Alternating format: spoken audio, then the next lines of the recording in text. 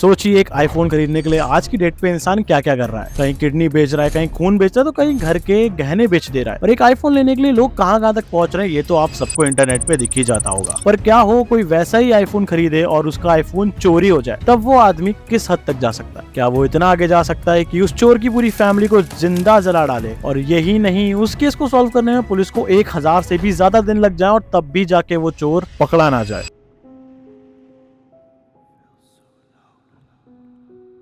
तो हेलो, अगर आप इस चैनल पे नए आए हो तो मेरा नाम है अरुण प्रताप सिंह और मैं इस चैनल पे ऐसे ही क्राइम, कॉन्स्पिरेसी और कमेंट्री वीडियोस डालता रहता हूँ। तो चैनल को सब्सक्राइब करो और जाके चेक करो। तो चलते हैं अपनी इस वीडियो की तरफ।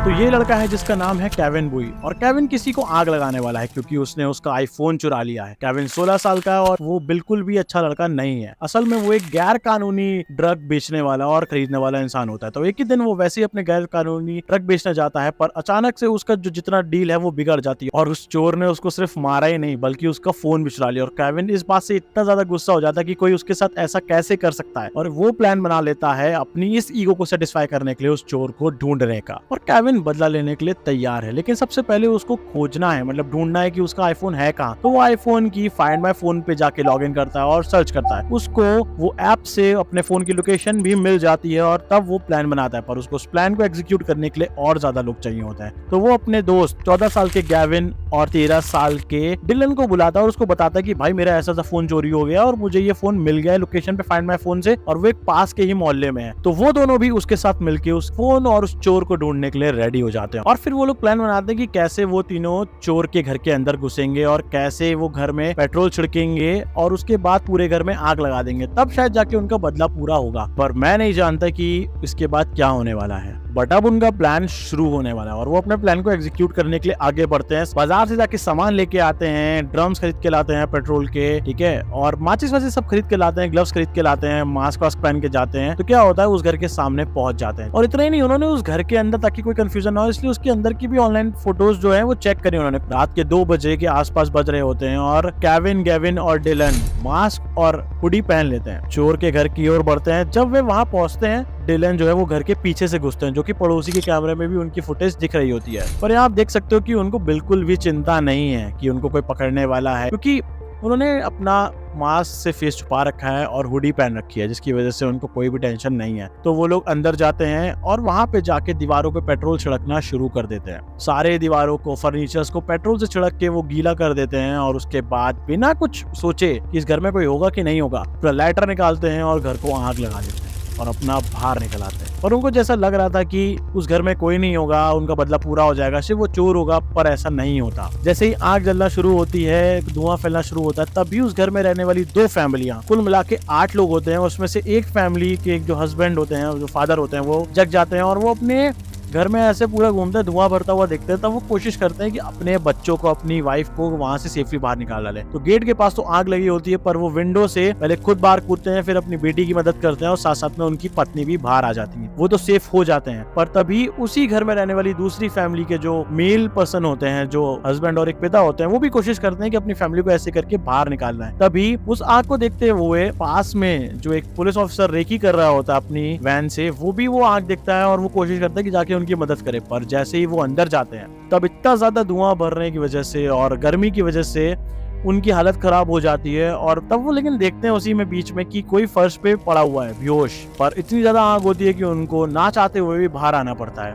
और जब वो आग ठंडी होती है, आसपास के लोग आते हैं, तब पता चलता है कि उस घर में 5 लोग बाहर बच के नहीं निकल पाए और उनकी आग में जल के धुएं की वजह से उनकी उसी घर में डेथ हो जाती है। और पुलिस इसको एक नॉर्मल केस समझती है, क्योंकि जो केविन और उसके 2 दोस्त होते हैं वो तो रात के अंधेरे में मस्त आराम से बाहर निकल जाते हैं। अंधेरे में कोई पता नहीं लगा पाता, क्योंकि सबका ध्यान तो उस बड़ी सी आग पे होता है। तो ना पुलिस, ना अड़ोस पड़ोसी के लोग, सब उसी में फिक्स हो जाते हैं और वो कैमरे की फुटेज भी कोई चेक नहीं करता। तो काफी दिन निकल जाते हैं, पर पुलिस को ऐसा लगता है कि शायद ये नॉर्मल आग नहीं थी, किसी ने ये जानबूझ के लगाई। तब पुलिस क्या करती है कि वो वारंट निकालती है और गूगल के पास जाती है कि गूगल पे देखें, किसी ने सर्च किया हो सकता है शायद उस घर के बारे में।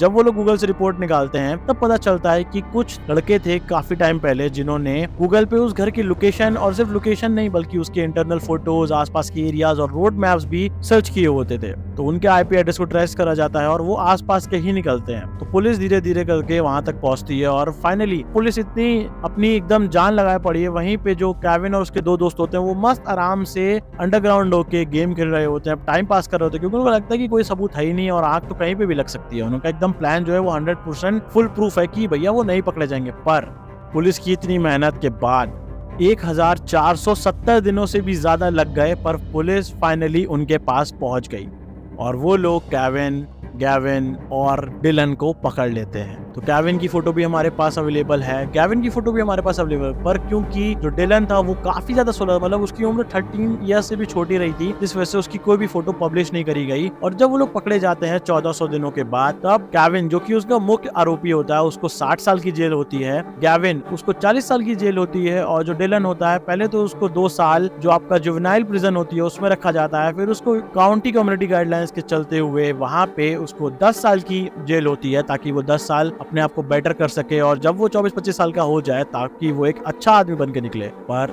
शायद ऐसा नहीं होता और ये केस सॉल्व हो जाता है आखिरकार 1400 दिनों के बाद। और वो जो फैमिली होती है जिसके पूरे 5 लोग बिना किसी वजह से मर जाते हैं, तो मैं आपको बता दूं कि फाइंड माय फोन ऐप से जो घर केविन को मिला होता है वो उस चोर का घर नहीं होता, बल्कि एक गलत घर होता है जहाँ पे एक निर्दोष फैमिली मारी जाती है। तो कभी भी आप ऐसे रेज में आए तो पहले एक बार अपने प्रूफ पक्का कर लें और पुलिस के पास जाएं। पर केविन क्योंकि ये गलत काम करता था, इस वजह से उसकी सोच भी गलत थी और वो पुलिस के पास नहीं गया। तो सोचो 16 साल की उम्र में एक लड़के ने अपने 2 दोस्तों के साथ, जिनकी उम्र 14 और 13 साल होती है, उन्होंने मिलकर एक पूरी फैमिली के नहीं बल्कि एक पूरा घर जला डाला अपने एक सिर्फ ईगो को सेटिस्फाई करने के लिए। तो आज की हमारी वीडियो में बस इतना ही था। अगली वीडियो आप किस केस के बारे में जानते हो तो कमेंट करके जरूर बताओ। अगर नए हो तो चैनल को लाइक करो, सब्सक्राइब करो, वीडियो अच्छी लगे तो कमेंट करो, नहीं अच्छी लगे तो भी कमेंट करो, हम उस पर वर्क करेंगे। और सेटअप आई थिंक अब से ये ऐसा ही रहने वाला है। तो स्टे सेफ, बी हैप्पी, जय हिंद, जय भारत।